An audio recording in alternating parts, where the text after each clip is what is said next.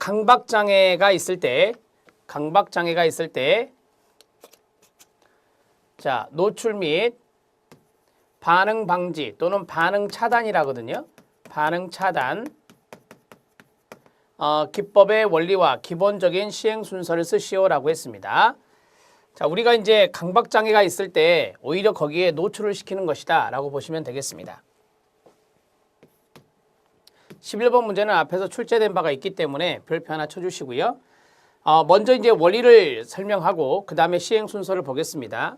여기서부터 여기까지는 그냥 노출 및 반응 방지 기법의 개념이에요. 그냥 참고적으로 보시면 되겠고요.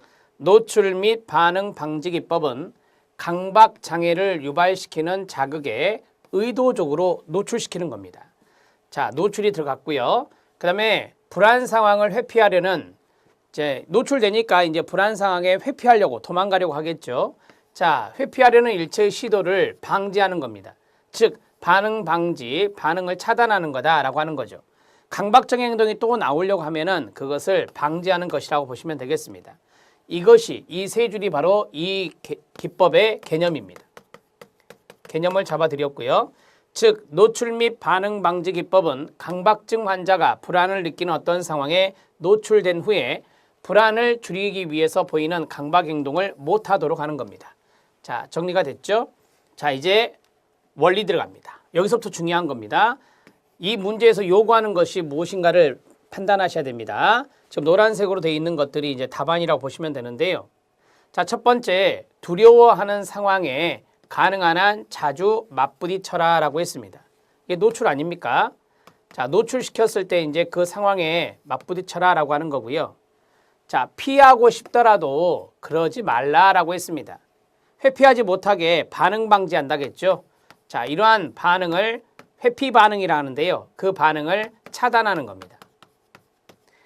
자, 강박 행동을 해버리면 좀 더 편하게 느낄 것 같더라도 그러지 말라라고 했어요. 자, 쉽게 말하면 강박 행동을 함으로써 더 편하게 느낄 것 같더라도 강박 행동하지 마라 그 말입니다. 강박 행동 보이지 마라 이 말이죠. 강박 행동을 하지 마라. 자, 이렇게 정리하고 있습니다. 그 다음에 반응과 노출과 반응 차단 치료를 가능한 한 길게 해라. 이게 중요한 거죠. 자, 우리가 이제 노출 기간도 길게, 반응 차단 치료도 길게 가져가는 게 좋다라고 하는 것입니다. 자, 첫 번째는 두려워하는 상황에 가능한 자주 맞부딪혀라. 노출.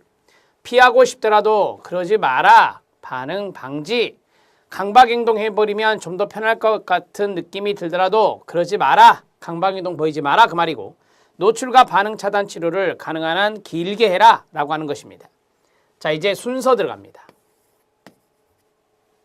노출 및 반응 방지 기법의 순서가 되겠습니다.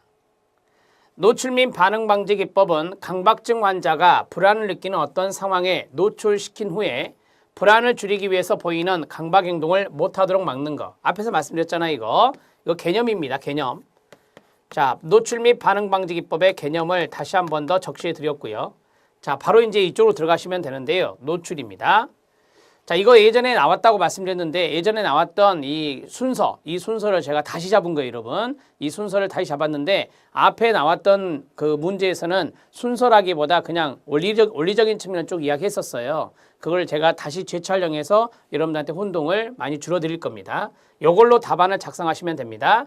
자, 첫 번째는 뭐겠어요? 노출 단계가 됩니다. 순서대로 가는 거죠. 예를 들어 오염 청결 행동을 보이고 있는 환자에게 다른 사람이 사용한 화장지 등을 손으로 만지게 합니다. 자, 이게 노출되는 거 아닙니까? 자, 어떤 오염이 있을 때 완전 청결하게 하는 행동, 이걸 강박 행동이라 하는 거잖아요. 이건 강박 행동을 하는 환자가 있다고 가정을 해요. 그러면 다른 사람이 사용한 화장지가 있을 거 아닙니까? 그것을 손으로 만지게 하는 거예요. 이게 일종의 뭡니까? 노출이에요, 노출. 노출시켜라 라고 하는 것이고요. 자, 어떤 상황에 노출이 됐습니다, 이제. 자, 두 번째 들어갑니다. 자, 두 번째는 반응 방지 단계입니다. 자, 여기 있네요. 반응 방지 단계가 되겠습니다. 환자가 그동안 해왔던 식기 행동을 일정한 시간 동안 금지하는 단계가 되겠습니다. 자, 이 식기 행동이 이제 강박 행동이 되잖아요. 이 강박 행동을 못하게 하는 단계죠. 네, 금지하는 단계입니다. 처음에는 환자가 매우 불안해하겠죠. 당연히. 그런데 반복적으로 치료를 받으면서 환자는 불안을 유발하는 상황에 대해 익숙해집니다. 자, 그리고 강박 행동을 안 하더라도 일정 시간이 지나면 불안이 줄어든다는 것을 본인이 알게 돼요. 자, 어떤 한 자극에 환자의 증상이 완화되면 다음에는 환자가 더 심하게 기피하는 좀 더 지저분한 자극에 노출을 시키고 반응을 방지하는 것을 반복적으로 하면서 치료해 나가는 겁니다. 자, 이해되시죠? 어려운 부분 아니에요. 처음에 노출시키고 그 다음에 강박 행동을 보일 것 같으면 거기에 대해서 강박 행동을 못하게 하는 겁니다. 자, 그러한 것들이 점점 더 강해지는 거죠. 점점 더 강해지는 거야. 여기 있잖아요. 어떤 한 자극에 환자의 증상이 완화가 됐어요, 지금.